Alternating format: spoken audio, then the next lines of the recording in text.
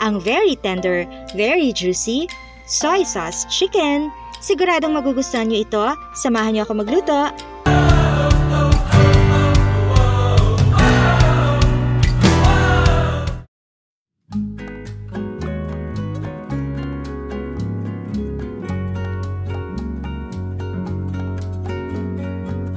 Okay guys, mag-start na tayo.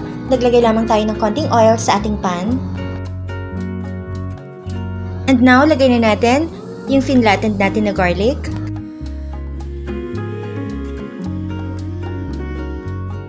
And then yung ating flattened na ginger. Buo lamang natin ang mga ito ilalagay guys. Flattened lamang natin ito or pinitpit. And now, nilagay na natin yung ating cinnamon bark. Just a piece of cinnamon bark. And then a piece of star anise. Ika-caramelize lamang natin ito sa loob ng 5 hanggang 8 minuto hanggang sa lumabas yung flavor ng ating 4 ingredients na nilagay.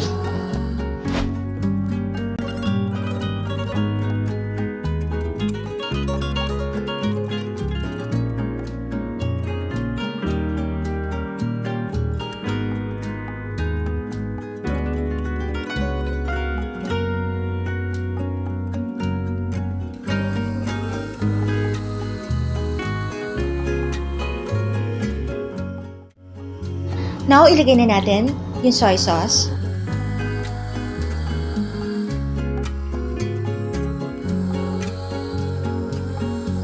Worcestershire sauce. Guys, optional ito. Pwedeng meron o wala.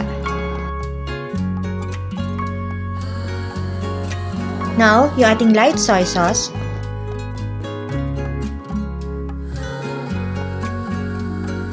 Then, the rice wine. At kung wala naman kayong rice wine, ay pwedeng i-substitute ang 1 tablespoon of vinegar. And now, the chicken cube. Kalahati lamang ang ating nilagay. Cracked peppercorn.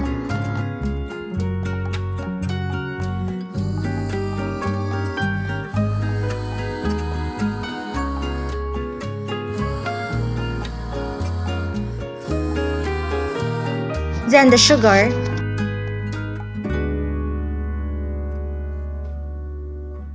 Just a little salt.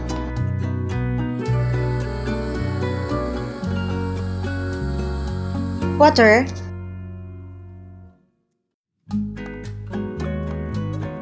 Mix lang natin.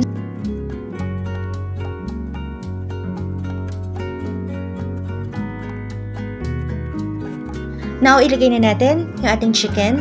Ang ginamit natin na part dito ay chicken leg. Nasa sa inyo guys kung anong gusto nyong part na gamitin. Lulutuin natin ito sa loob ng 18 to 20 minutes sa mahinang apoy lamang at pagkatapos ay babalik na rin natin ito. Takpan muna natin.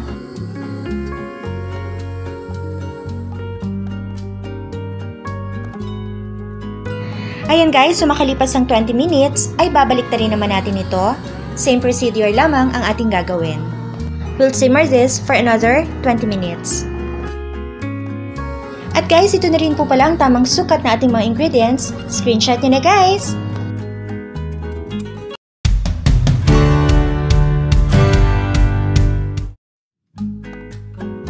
Ayan, makalipas ang 20 minuto or 20 minutes, muli natin itong babaliktarin. Ngayon ay ito-turn off na natin yung fire. Tatakpan natin ito at i-stay natin for another 30 minutes.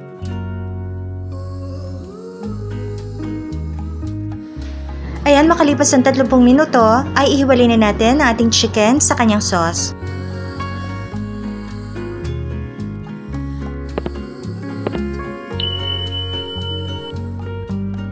Now, tatanggalin ko lang sa ating sauce yung mga naluto nating garlic, ginger, cinnamon bark, and star anise.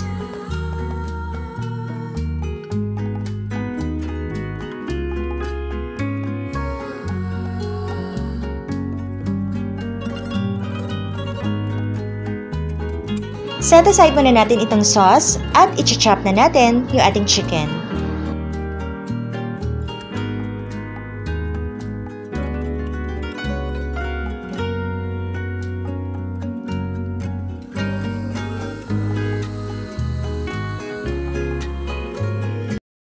Ready na ang ating super yummy, very tender, and very juicy soy sauce chicken kasama ang mainit na kanin.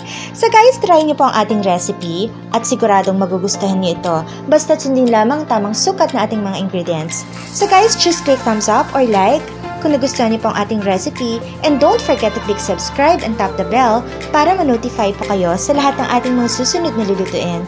Again, this is Mario. Thank you for watching. Kain na tayo! Dito lamang yan!